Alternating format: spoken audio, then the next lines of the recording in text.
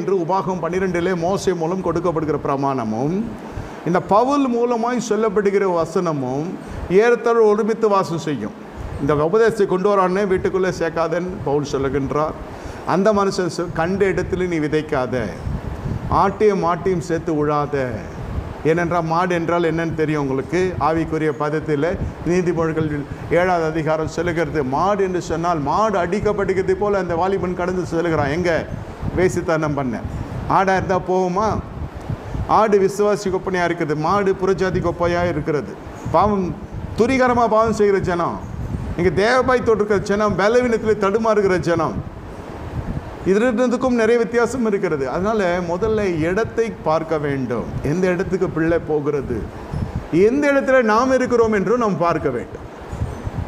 நீங்கள் இருக்கிற இடத்துல தான் உங்கள் பிள்ளை இருக்கும். இந்த இடத்துல இளையகுமாரனுக்கு புத்தி தெளிவு வருகிற